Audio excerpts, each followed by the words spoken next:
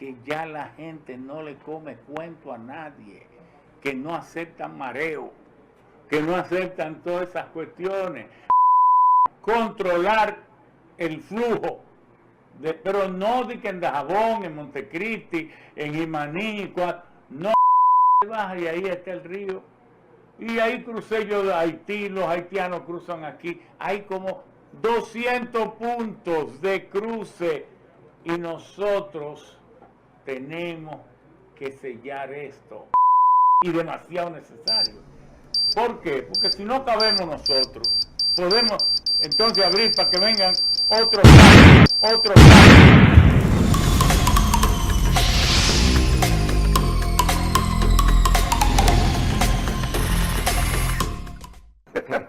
Oye, entonces, ¿y qué partido puede funcionar así? Nosotros estamos haciendo el trabajo que debería hacer el partido, lo estamos haciendo nosotros en la corriente alternativa democrática.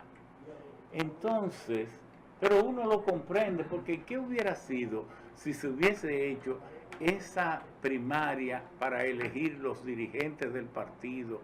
Y entonces, si con esta situación de subir los vidrios, de no coger llamadas, de si te he visto, no me acuerdo, ayer te necesitaba para que votara, pero hoy me parece que tú eres raro, mal vestido y a lo mejor grajoso.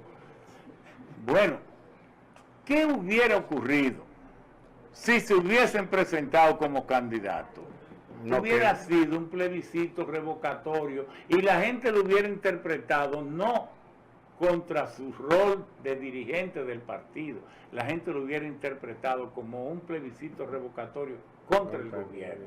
Entonces yo eso como que lo comprendí. Pero donde no se le puede tolerar es cuando se vaya a elegir a los candidatos, empezando por el presidente. Porque el que me aplasta a mí, se me impone a mí y es dictador frente a mis derechos, yo no tengo nada que ver con él. Pero eso lo saben, pero eso es así. Oiga, eso es así aquí. Eso es así aquí en China.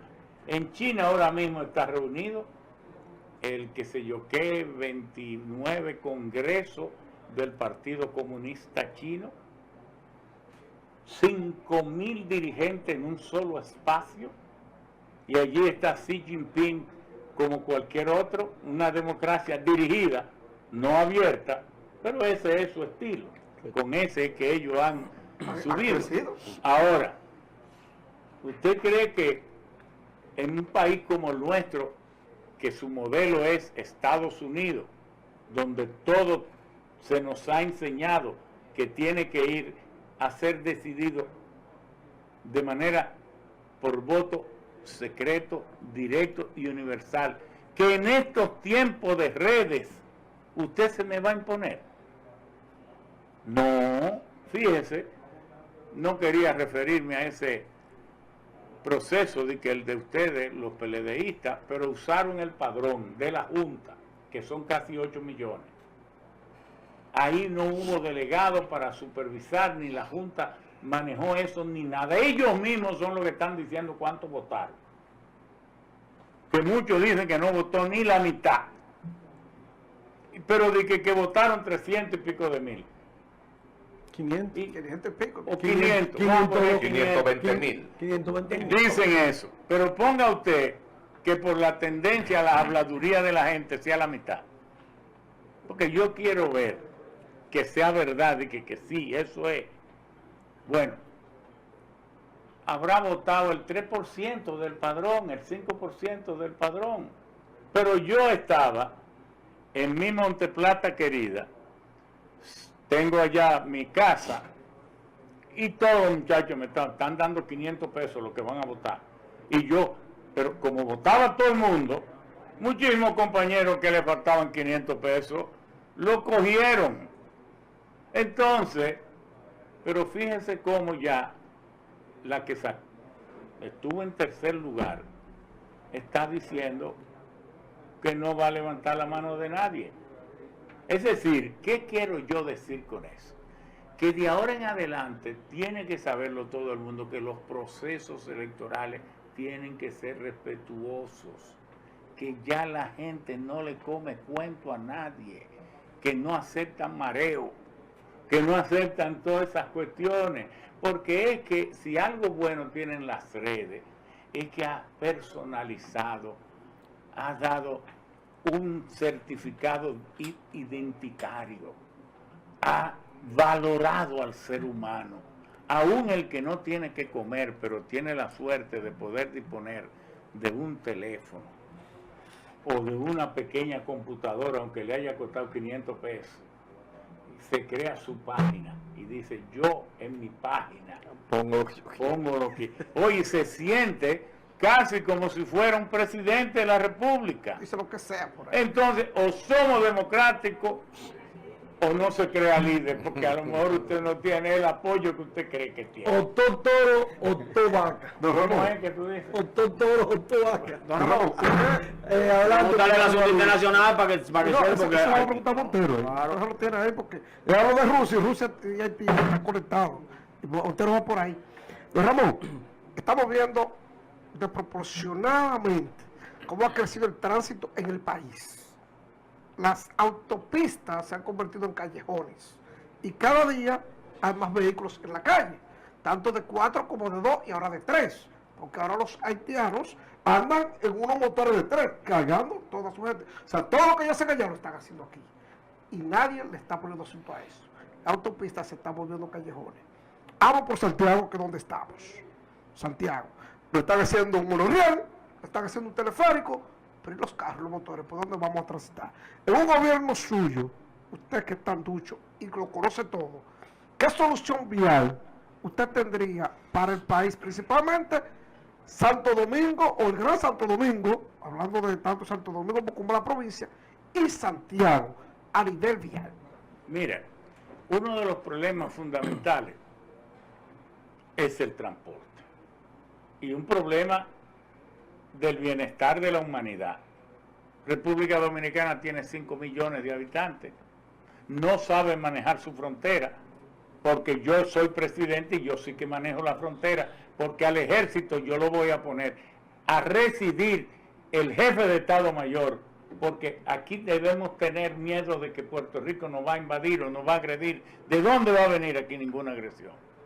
El ejército tiene aquí ya modernamente solo 3 o 4 funciones. ¿Cuál es? Controlar el flujo, pero no de que en Dajabón, en Montecristi, en Imaní. No, yo fui a hacer un estudio de un programa de desarrollo de la provincia de Elías Piña. Y uno de los municipios que fui fue Bánica, frente a la iglesia medieval que tiene Bánica de ladrillo en el centro. Usted baja y ahí está el río. Y ahí crucé yo de Haití, los haitianos cruzan aquí. Hay como 200 puntos de cruce y nosotros tenemos que sellar esto. Pero cuando Haití evolucione y esté en mejores condiciones, como no somos racistas ni tenemos maldad contra esos vecinos dignos de mejor suerte, podemos dar otro trato. Pero ahora entrar aquí con un vehículo debe ser una cuestión demasiado selectiva y demasiado necesario. ¿Por qué? Porque si no cabemos nosotros, podemos entonces abrir para que vengan otros más. No hay cuestión, queremos que ellos vivan de la mejor manera, pero no que nos quiten el derecho a nosotros vivir como debemos. Entonces, el tema, vamos a empezar por las mismas carreteras. Este es un país lluvioso, afortunadamente. Bueno, cuando Trujillo tenía muchas cosas buenas, pero algunas eran buenas. ¿Por qué no volvemos a las carreteras de concreto? Porque tenemos el cemento, una producción excelente de cemento, arena y gravilla. Y las varillas que se necesitan. Las carreteras de cemento duran 30 años con mínimos mantenimientos. ¿Y no sería peligroso, ingeniero, esa carretera? No, hombre, tú la corrugas, pero ¿qué es peligroso ya con la ciencia que hay? Usted le pone esa cinta ahí en Villa Altagracia, cuando tú vas, tú cruzas una cinta que hay ahí. Eso, la curvita. Eso no permite resbalamiento. Y además tú la puedes corrugar. Y además al hacerla también, tú la puedes hacer que sean corrugadas. al hacerla. Entonces, pero ese cemento, el asfalto, nosotros tenemos que importarlo.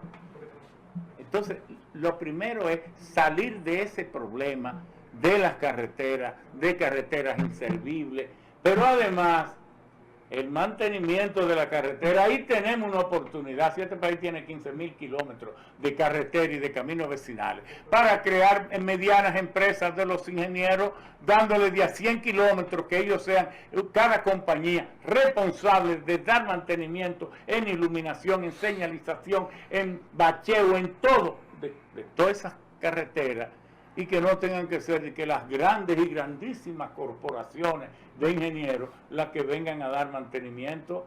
Entonces, el tema de que aquí hay casi 5 millones de vehículos, de los cuales 3 millones y tantos son motocicletas, que eso es un desorden total.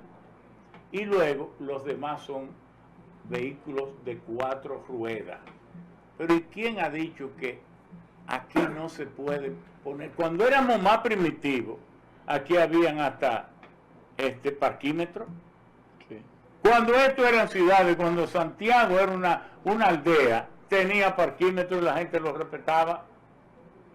Lo que pasa es que cuando los pueblos ven que desde allá arriba todo el mundo se hace millonario, todo el mundo le roba su cuarto, y entonces, oye, se forma un relajo social que nadie quiere cumplir nada. Entonces yo pienso que además terminar de mejorar el transporte en la capital. ¿Cuánta gente no se monta todos los días en el metro? Y yo he dicho que una de las cosas que hay que seguir ampliando y ampliando y ampliando, todo el que llegue al poder, es el metro. Y esto que se está haciendo aquí con el monorriel, que no me gusta la compañía a quien se la han dado ni nada de esto, porque eso es un monopolio, gente que deberían ser investigados. ¿Y no fue que se la ganaron? No, hombre, ¿qué va a ganar? Lo que deben estar investigados y muchos de ellos presos. Se la ganan por los compromisos. Entonces, y este pueblo no puede ser manejado caprichosamente porque alguien tenga un fuñido compromiso que nunca ha publicado. Entonces, yo pienso que el tránsito aquí, en todo país en vía de desarrollo hay problemas del tránsito, pero el tránsito aquí debe ser organizado, es organizable, se puede hacer, y ojalá que lo hiciéramos, porque vamos a ahorrar tiempo y mucho dinero y muchos muertos, porque la cantidad de accidentes que están dejando los tránsitos. Bueno, ustedes tal vez tengan otra pregunta que hacerme. Yo tengo, bueno, si ustedes... Un saludo a Moisés Barrientos, que socio de esta plataforma en la ciudad de Houston, Texas. Le manda un saludo a don Ramón, él es un admirador suyo. Brito, yo voy a ser un admirador tuyo también. Y sobre todo tengo que terminar de ganarme ese voto tuyo. Ingeniero, ya para concluir, porque lo están haciendo más señas que el queche de aquel lado. Ingeniero, hablando de geopolítica, hablando de Rusia, de Ucrania, ¿qué va a pasar con esos grandes empresarios, esas grandes industrias que están en los alrededores, que están cerca en ese conflicto, específicamente en Ucrania? ¿Qué va a pasar? ¿Qué piensa? ¿Irán a emigrar a otro país? Pero mira, Ucrania no es un país muy industrializado, porque Ucrania Ucrania nunca fue una nación independiente. Ucrania empezó a ser nación independiente en el 1999. Ucrania era un gran territorio de tierra muy fértil de Rusia, de todo. Desde luego en Ucrania fue que empezó, en ese trasiego migratorio de los pueblos indoarios, de los eslavos, donde primero fue cuajando al salir del hielo y llegar a los climas templados. Ahí en ese entrecruce nació lo que se llamó el Rus de Kiev, el Rus. Rus quiere decir en eslavo centro de poder. Y entonces en 1605 se formó allí lo que se llamó el hermanastro entre lo que hoy es Polonia, lo que es Lituania, lo que era Bielorrusia y lo que era Kiev. Y allí tuvo mucho Igor Bergorov, fue el gran líder por un tiempo, pero luego perdió vigencia, el poder, y entonces surgió el Rus de Moscú. Y la palabra Rusia viene de Rus, que quiere decir el país poderoso. Y ahí entonces nació Rusia. Y en los tiempos actuales Rusia tiene 17 millones de kilómetros cuadrados. Ahora, ahí hay un conflicto que no se puede ver como un problema entre Rusia y Ucrania. Esa guerra Ucrania la tiene perdida. Porque si Rusia se enfrentó a Alemania y a todo, Rusia fue el país que realmente derrotó a Hitler. De los 60 millones de personas que se dice que murió en la Segunda Guerra Mundial, rusos murieron 32 millones. Un país que apenas tenía 110 millones de personas. De cada 10 rusos murieron 3 en la Segunda Guerra Mundial. Entonces, la única parte de Ucrania que es realmente industrializada es el Donbass, el Lugansk, Zaporilla, donde está la gran central termonuclear que construyó Rusia. Eso nunca fue de Ucrania. Eso lo terminaron los 8 reactores en 1985 en tiempo de la URSS. Ucrania nunca ha tenido dinero para construir esa central termonuclear de Zaporilla. Entonces, la parte más industrializada de Ucrania es ese 20% de su territorio, como unos 120.000 kilómetros cuadrados, que es lo que Rusia ahora se ha anexado. El resto de Ucrania es básicamente tierra de mucha producción agrícola y agropecuaria. Por eso Ucrania producía antes de la guerra sorgo, maíz y todo. Del 1.100 millones de toneladas de maíz que se produce en el mundo, Ucrania producía como 78, porque la primera producción es de Estados Unidos y la segunda de Brasil. Entonces, esa guerra es entre Occidente y Oriente. Esa guerra es entre esa China que surge apoyada por Rusia, Rusia con tecnología más o menos equivalente en términos de guerra de galaxia, con un sistema de misiles nucleares transatlánticos que pueden cruzar los océanos. Y esa China, que ella domina el segundo lugar en la economía y se igualan junto con los demás países a Estados Unidos o lo superan ya. Y Estados Unidos, que había emergido como la nación indiscutiblemente más poderosa de la Segunda Guerra Mundial y más fortalecida por el rol del dólar en el mundo como la moneda del 73% del pago de las transacciones financieras del mundo, pues Estados Unidos no tenía contendor, y más que surgió con el dominio de las bombas atómicas, que las únicas 2 bombas atómicas que se han lanzado en el mundo fue el 6 y el 9 de agosto de 1945 sobre Nagasaki y Hiroshima. Entonces Rusia vino a tener la bomba atómica en 1952, pero llegó a un desarrollo que al tiempo de caer la URSS en 1992, el CIPRI, que es el Instituto de Investigación de las Armas Nucleares de Estocolmo, Suecia, dice que de las 15.500 bombas atómicas que hay en el mundo, Rusia tiene 7.500, Estados Unidos 8.400, entonces viene Gran Bretaña, todo esto. Es decir, ¿qué es lo que ha querido Estados Unidos? Que su más fuerte aliado, que es la OTAN, toda Europa, para la energía dependía totalmente de Rusia, porque Rusia es un país superdotado. Produce el 18% del gas mundial, produce el 10% del petróleo mundial, pero tiene reservas infinitas, el 6% del carbón, pero lo más importante, por decisiones estratégicas, Rusia produce el 17% de todos los fertilizantes del mundo, sobre todo de los nitrogenados, de los potásicos y de los fosfóreos. Pero además es la tercera productora de oro y es la cuarta productora de uranio. Entonces, Estados Unidos ha querido separar Rusia de Europa. Pero ¿qué le está pasando a Europa? Que se ha dejado engatusar. Es una guerra absurda. ¿Cómo usted puede estar enviándole armas a Ucrania para que prolongue un conflicto que al que va a perjudicarlo es a usted? Porque si Rusia termina de cerrarle el gas natural a Europa, lo va a matar el frío. Entonces, podrá Estados Unidos mandarle algo de gas, pero cuando le envíe gas, el gas tiene que ser líquido, no gaseoso como el que va por los gasoductos. ¿Y cuál es la diferencia entre el gas natural que va por el gas gasoducto, por los gasoductos y el gas natural que va en un barco? Que el que va en un barco usted tiene que tomar 600 galones del que va por los gasoductos, enfriarlo a menos 162 grados centígrados, licuarlo en un solo galón.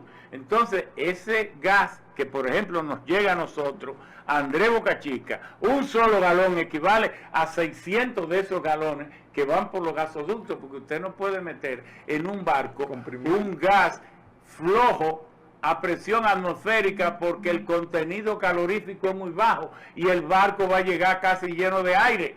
Usted tiene que meter 600 galones en uno solo líquido. Entonces, para usted tener esas plantas que licúen el gas, en Estados Unidos hay muchas, y en Arabia Saudita, y en Qatar, pero hay el número suficiente de plantas. Pero allá en Europa se sabe que no tienen las plantas suficientes, pero entonces el problema, solo hay 272 barcos metaneros criogénicos. La criogenia es la ciencia que estudia el comportamiento de los materiales a temperaturas extremadamente bajas. Entonces, esos barcos también tienen que llevar el gas natural en forma líquida y tienen que vivir generando esas frialdades para poder mantenerlo líquido. Pero de esos barcos solo hay 270 y están comprometidos. Podrán llevarle gas a Europa. Entonces esa es una guerra absurda, pero lo peor, para cerrar, es que la mayor parte de las industrias de Europa, y usted verá que si esto se prolonga un año más, Alemania, que era la más próspera, Francia, se irán a la quiebra como naciones, pero casi totalmente. ¿Por qué? Piénsenlo ustedes. ¿Qué va a hacer una empresa, una mega empresa, en Europa, cuando el combustible y el gas le va a hacer 3 veces? Claro. Pero además, cuando para poder paliar la dureza de las situaciones, le están subiendo los impuestos a los bancos, a las grandes empresas, como está haciendo España, Francia y todo, se van a ir, pagando tanto impuestos, con la energía tan cara y con la incertidumbre de una guerra, porque ¿dónde es que han ocurrido todas las guerras mundiales? Qué bueno. Es en Europa. Qué bueno ese buen estudiante. El ingeniero me acaba de decir a mí la realidad de esa guerra, y le voy a decir ahora a ustedes que yo entendí de esa guerra. El ingeniero me acaba de decir a mí que Estados Unidos, que ya logró que el dólar está por encima del euro, Estados Unidos sigue enchichando para que Europa se joda, y Rusia está metiendo a China, que compra el gas para que se lo venda al doble a Europa. Europa quiebre y entonces Europa se arrodilla. Ay, no, pero entonces en todo esto, excúsenme por la indiscreción, ¿qué hará Estados Unidos cuando quiebre a su mejor aliado y a su único gran aliado? Porque América Latina, que está en América, porque este continente de nosotros, que nunca... El Salvador. Este continente de nosotros, que nunca hemos sabido valorarlo bien. ¿Por qué? Todos los continentes están en un hemisferio. Asia, ¿en cuál hemisferio? Está en el hemisferio norte. Europa, ¿dónde está? En el hemisferio norte, pegadito de Asia. África, Brito, ¿dónde está? En el hemisferio sur. Oceanía, allá más abajo. Europa, ¿dónde es? América, ¿dónde está? Dividiendo el planeta en dos. Va desde el polo ártico al polo antártico, tiene todas las estaciones, porque nosotros tenemos como continente al mismo tiempo al trópico de Cáncer y al trópico de Capricornio. Cuando en Estados Unidos es invierno, en Argentina es verano, pero cuando es primavera en la otra, en el otro es otoño. Es que nosotros somos como la bendición del mundo y estamos a 13.000 kilómetros de Asia si van a cruzar el Pacífico y a 6.000 kilómetros de Europa si van a cruzar el Atlántico. Por eso en América nunca ha habido una guerra mundial, nos hemos guerreado entre nosotros. Entonces todo el mundo a lo mejor quisiera invertir aquí porque es más difícil, pero también América, y esto se lo dejo como reflexión, muchos dicen que es abandonada de los dioses. ¿Por qué? Porque fuimos descubiertos en 1492 y ya todos los dioses estaban creados. Porque Jehová estaba creado ya, el cristianismo estaba creado el Islam, el budismo, el hinduismo, el shintoísmo, el taoísmo, el confucianismo, el brahmanismo, todos estaban creados.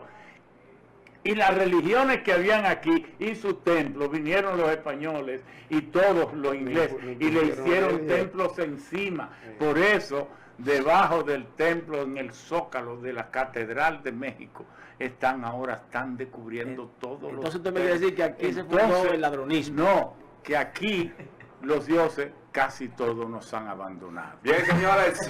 El ingeniero dice que aquí se fundó el ladronismo, señores. Lamentablemente el tiempo se nos agotó. Queremos agradecer al ingeniero Ramón Alburquerque por haber hecho un espacio en su apretada agenda y venir a Santiago y compartir con nosotros en su espacio el candelazo Porque de la tarde. otros aman a Mao y yo amo a Usted Santiago. ama Santiago.